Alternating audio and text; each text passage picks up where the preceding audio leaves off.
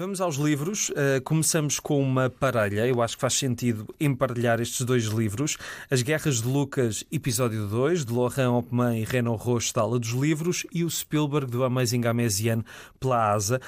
A ligação entre estes dois homens será evidente para quem gosta um pouco de cinema, não só por causa de Indiana Jones, mas por outras paragens ao longo das suas vidas. As Guerras de Lucas, o episódio 1, que eu falei no último Pranchas e Balões para a Rádio, em 2024. O primeiro livro era sobre aquilo que levou ao primeiro filme de Star Wars, o que depois mais tarde ficou conhecido como Uma Nova Esperança, mas na altura era só Star Wars. E este episódio 2 fala do Império Contra-Ataca. Eu confesso que conhecia bem a história de bastidores do Star Wars, do primeiro, e sabia que tinha sido complicada. Não estava à espera que este também tivesse sido um inferno e enfim, o Laurent Opman e o Renaud Roche conseguem novamente fazer-nos mergulhar em toda essa turbulência de gestão de prazo, de gestão de equipas, do próprio George Lucas a lidar com a sua cabeça e também a tentar ver se não tem outro colapso, como aconteceu anteriormente. A frase inicial que é utilizada para apresentar o livro, do Michel Legrand, faz muito sentido. Os grandes sucessos não se alcançam sem vencer obstáculos, e esta é uma história de obstáculos. Este é o segundo tomo de uma trilogia. O terceiro será sobre o regresso do Jedi. Neste segundo livro, o Império Contra-Ataca, de facto, saber a produção do filme faz esquecer a produção problemática do primeiro filme, como nos dizem na contracapa do livro. Também falam da criação do Indiana Jones, entre George Lucas e Steven Spielberg, mais ou menos nessa altura, e voltamos a ter o mesmo traço, muito ágil, o preto e branco, com cores bem escolhidas em certos detalhes, muita informação, muitas referências. A única crítica que eu talvez possa fazer é que, sendo este um segundo volume, há personagens que não são novamente apresentadas porque se acha que as pessoas se lembram do primeiro volume, mas o primeiro volume já saiu há 2 anos. Eu não precisei dessas indicações, mas acredito que a maior parte das pessoas precisem, e é uma narrativa muito bem construída para mostrar como a experiência de produção do primeiro filme levou o George Lucas a mudar completamente de mentalidade. Ele começou a delegar tudo, o que deu origem a alguns erros, como o especial de Natal do Star Wars, que é falado neste livro, mas também outras coisas que funcionaram muito bem, que é a escolha do Irving Kershner para ser o realizador do Império Contra-Ataca. Tem muito espaço neste livro. É também uma BD que mostra o princípio da criação do Império, não é? Que não estamos só a falar do Império Contra-Ataca, mas o Império Star Wars e os milhões de dólares que gera em merchandising até aos dias de hoje. Mas, enfim, ainda tenho mais coisas para dizer, mas tu, Luís, tu trouxeste aqui uma preciosidade, que é a banda sonora em vinil do primeiro Star Wars, vinda de Itália, não é? Exatamente, mas eu tenho muita coisa para aqui para falar. Pronto, vamos a isso. Então, pronto, olha, a primeira recordação que eu tenho aqui da Guerra das Estrelas, porque no meu tempo era só a Guerra das Estrelas. Exato. É curiosamente uma recordação da rádio, já que estamos aqui a falar, que era um programa que o Pedro Castelo tinha na concorrência, na Rádio Renascença, à tarde. Recordo-me perfeitamente que, não sei se aquilo era um single, um 7 polegadas, uma coisa qualquer promocional, que então que aquilo tinha uma série tinha extratos da música e tinha extratos de som, ouvia-se os raios lasers, ouvia-se as naves, ouvia-se o Darth Vader, ouvia-se aquela música do bar, daquele bar. Sim. Ouvia-se assim era uma misturada, assim em aproximadamente 2 ou 3 minutos, ouvia-se assim uma série de coisas. E recordo-me perfeitamente que foi o Pedro Castelo que pôs isto no ar. Estamos a falar de 1970, não é? Da década de 70, e os filmes, portanto, quando saíam lá fora, levavam meses até chegarem cá. Sim. Pronto, e então o Pedro Castelo pôs aquilo, e aquilo ele passava aquilo todos os dias porque as pessoas pediam.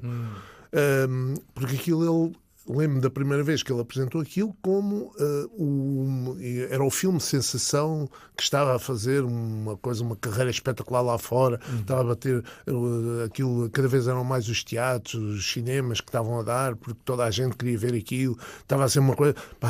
aquilo empolgava as pessoas cá, estava toda a gente à espera quando é que aquilo chegava cá e tal, e não sei o quê. Mas depois toda a gente, a única coisa que tu conseguias naquela altura era ouvir aquilo. Pronto, e então, eu quase que sabia aquilo de cor. Eu ouvia aquilo todas as vezes. Na altura já havia os gravadores de cassetes, não é? E então cheguei a uma altura que gravei aquilo e tudo, e não sei quantos, mas aquilo não era nada, era extratos, digamos assim, era vários bocados, aquilo era assim uma coisa.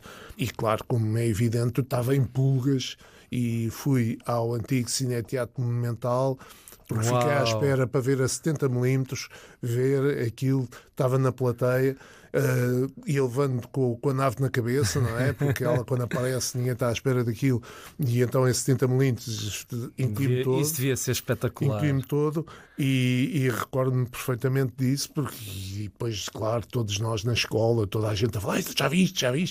Já vi, isto, aquilo, que sorte, isto, assim, assado, porque realmente vivi intensamente essa altura de quando apareceu a Guerra das Estrelas. E depois, depois foi esta ênfase toda, e depois lá está também, não era como é agora, que quando sai qualquer coisa vem tudo atrás. Não, na altura saiu o filme e depois até aparecer a banda sonora à venda demorava sei lá quanto tempo. Claro. Entretanto, o meu pai tinha ido à Itália, e como o meu pai sabia do meu entusiasmo da Guerra das Estrelas, então trouxe-me da Itália, viu aquilo à venda, porque estava lá nos escaparates em grande evidência, porque também em Itália também andava toda a gente maluca com a Guerra Stellari, não é? E então trouxe-me o duplo álbum, este duplo álbum com a banda sonora original da Guerra das Estrelas, que é mesmo daquela altura. Isso é uma relíquia. Mesmo daquela altura. Aliás, ainda posso contar mais uma história, que é quando, entretanto, eu acabei o liceu, o que corresponde agora ao secundário, entrei discretamente em minha casa para fazer surpresa à minha mãe e ao meu irmão, porque o meu pai estava a trabalhar, e então pus aquela marcha triunfal final, aquela marcha final, e não sei o quê. Eles não deram para eu entrar, e de repente começou a ouvir em casa, em altos berros, aquela marcha e tal, e não sei o quê, e eu aparecia, acabei o liceu e tal, e a minha mãe a chorar, e o caneco, pronto. Também tenho essa coisa agarrada aqui à Guerra das Estrelas. São todas estas vivências, claro. estas coisas engraçadas. Agora, pegando mesmo no livro, isto é a continuação do primeiro volume. Eu não tinha falado, porque na altura ainda estavas sozinho, não é? Exato. Aqui. Eu não falei do Mas primeiro volume. Mas olha, já agora deixa-me dizer que foi das peças que mais gostei de fazer, porque era na altura em que fazia as peças, e tem imensos sons, tem imensas músicas, também tem a voz do George Lucas, porque ele semanas antes tinha recebido um prémio honorário em Cannes. Foi das coisas que mais gozo me deu fazer nessa primeira fase. Pois olha, eu acho que eu na altura também li o primeiro volume. Depois ofereci o Almanger, que é um expert em tudo o que é Guerra das Estrelas, todas as séries, todos os filmes, todos isto e aquilo e aquilo outro. Pronto, e ofereci-lhe agora também o segundo volume. Pronto, acho que aqui qual é a única contrariedade? Não tem a ver com o livro, tem a ver com a própria história, digamos assim. Há aqui talvez uma coisa que por vezes me assaltou, que há uma determinada altura que dá a impressão que o Jorge Lucas é um gênio incrível. Parece que há ali um bocadinho de glorificação sobre certas situações. Dá a impressão que só as coisas só correm bem quando vão ter com ele. Isto pode ter a ver com a própria construção do livro. Portanto, nada a dizer ao livro, graficamente acho que está espetacular. É um livro que facilmente é aceito por todos, digamos assim. Sim. A forma como a história está desenvolvida também é a mesma coisa. Torna-se interessante, e acho que também não vai haver muito quem vá criticar negativamente o livro. Agora, numa visão um bocadinho mais objetiva, realmente há aqui talvez um bocadinho, parece, de glorificação.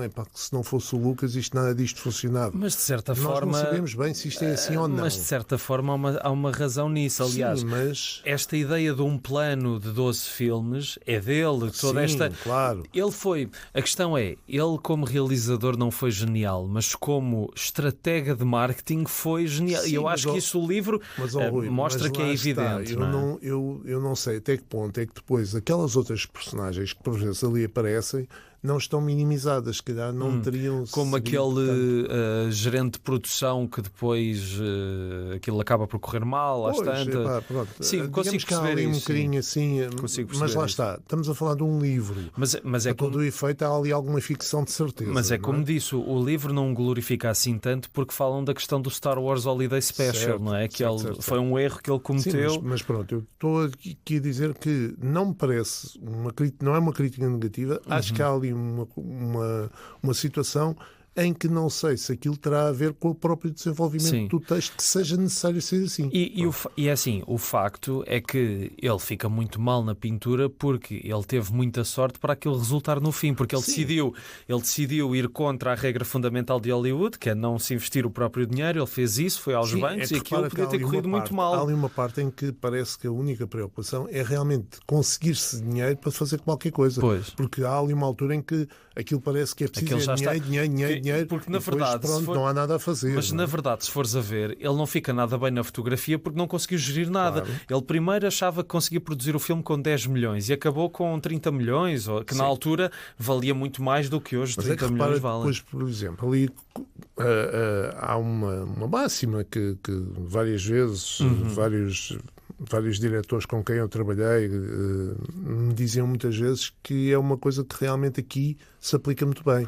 É que a dificuldade não é chegar ao topo, é manter-se lá, claro. E aqui acho que é muito isso que acontece. Quer dizer, ele depois começou, claro que ele já tinha conseguido um grande sucesso com o primeiro filme e depois queria pelo menos ter igual. Claro. E depois é toda essa dificuldade de conseguir chegar a esses níveis. Sim. A maneira. E lembro-me, olha, também voltando atrás, lembro-me que nesta altura aquilo, entretanto, surgiram para ali, também havia muito. Recordo-me perfeitamente, havia muito na altura, que é uma coisa que atualmente não há nada, que era a questão dos OVNIs, dos objetos voadores não identificados. Quase todas as semanas alguém via um OVNI em alguma parte do mundo, alguém descobria que não sei o quê, alguém isto e aquilo e aquilo outro. Parecia que andávamos todos a olhar para o céu. Pronto, e o Star Wars lá vinha mais uma vez, as reminiscências do espaço 1999. Depois, nesta mesma altura, também surgem os encontros imediatos mais tarde, também surge o Abismo Negro da Disney também. Quer dizer, aquilo, na altura também, pronto, não... Tal como agora, muitas vezes surgem aquelas ondas dos vampiros e disto e daquilo. Houve ali uma altura que parecia que aquilo de repente toda a gente queria estar no céu. E o Battlestar Galactica, que eu não sabia que o próprio George Lucas tinha processado por plágio, porque de facto há muitas semelhanças. Eu costumo tirar notas enquanto estou a ler os livros aqui do programa e este tirei demais, que não dá para falar aqui, mas dizer só que aquele produtor ou gerente de produção que acaba por ser um saco de pancada é o Gary Kurtz, que parece que é o culpado de tudo. É muito engraçado, já no primeiro volume tinha sentido isso, é muito engraçado olhar para a produção destes filmes e perceber que Hollywood é que temos agora e que Hollywood é que tínhamos na altura, em que ninguém queria levar o George Lucas a sério com este plano e no fim ele é que se ficou a rir. Foi o cofundador da primeira galeria de arte consagrada à banda desenhada, também era uma coisa que eu não sabia. Enfim, é um livro muito, muito interessante. Disse também, também não sabia que a Lee Brackett, que é uma histórica argumentista do Howard Hawks, tinha sido a autora do primeiro guião do Star Wars 2. Há muitos dados aqui neste livro e até por muitos comentários que eu vi, há muita gente que, tal como tu, conhece muita coisa sobre Star Wars e mesmo assim descobriu aqui muita coisa neste livro, o que demonstra até que ponto é que os próprios autores fizeram muita investigação, não é? Este livro é um livro de outubro do ano passado. Sim, está muito recentíssimo. É um livro que prende muito do início ao fim. Eu li-o de uma assentada, não sei se aconteceu o mesmo contigo. Também. É um livro que prende muito. E tive um prazer enorme a ler o livro. Já agora, para quem pós-geek do Star Wars, este livro em França tem uma capa própria da FNAC, portanto pode ser que vão procurar mais uma capinha para terem mais um item, digamos assim. Mas esta trilogia, que eu confesso que eu não vi o Star Wars na infância, eu vi já na adolescência e portanto não me marcou tanto como se calhar marcou muita gente, mas consigo reconhecer e acho muito bonito isso nesta BD, percebe-se isso, que é quando uma pessoa cria uma obra que mexes tanto e de forma tão positiva com tanta gente, tantas idades. Eu acho que isso é muito admirável, não é? Mas ainda, desculpa estar-te aí, é que repara, eu lembro-me, por exemplo, quando apareceu o Espaço 1999, e eu era um adolescente na altura, e aquilo a gente ficava, como é que os gajos, como é que eles fazem isto? Sim. Porque antes disso eu só tinha visto uma coisa que era os Thunderbirds, que era aquelas marionetas. Que eram as marionetas, Super Marionation. Exatamente, mas antes era o mais que havia, que a gente ficávamos também desidrados. Aliás, muitos dos efeitos especiais foram depois, no Espaço 1989, foram feitos no mesmo estúdio onde era isso era feito. E depois a seguir fui descobrir o 2001 Odisseia no Espaço e depois uma parte dessa equipa foi utilizada pelo Jorge Lucas para fazer a primeira Guerra das Estrelas. Exatamente. Mas o nível já era um nível muito superior. Totalmente. E realmente a gente saía de lá... cascaída, como é que os gajos fazem aquilo, como é que é possível, como é que isto e aquilo. E agora, confesso que às vezes quando vejo ali alguns efeitos, fiz, coisa tão fraquinha realmente. Mas naquela altura... Mas tem mais graça do que ver efeitos especiais hoje em CGI, que é tudo perfeito, e tu sabes que é mentira. Pronto, mas aquilo na altura era uma coisa, como é que eles fazem isto? Realmente incrível e tal. Eu prefiro, há uns tempos vi uma versão de cinema da Guerra dos Mundos dos anos 50 e em Cá Tantas aparece uma nave espacial e tu vês os fios e acho que houve uma versão em Blu-ray em que eles apagaram os fios e eu acho mal, porque é giro ver, não é? Não vamos... Tu não vais ninguém vai perder a suspensão da e vais lá e sabes que aquilo é tudo ficção. Exato. Mas isto, de facto, o Star Wars é um encontro de várias mentes brilhantes. O John Williams, a banda sonora, importantíssima para a mitologia de Star Wars. Outros nomes importantes, o Lawrence Kasdan, que é um grande argumentista e realizador e começou aqui por causa de uma oportunidade que lhe deram sem ele ter nada para provar que conseguiria aquilo que lhe pediram. O Frank Oz, que é o Yoda e também é um ótimo realizador. Fala-se também das dinâmicas entre os atores e o problema da Carrie Fisher com as substâncias. Fala-se da Marcia Lucas, que morreu há pouco tempo, a montadora de vários clássicos de Hollywood e aqui na sua relação com o próprio George Lucas. Enfim, olhem, acho que dá para perceber que pronto, que nós então gostamos. Agora vamos mudar de sala.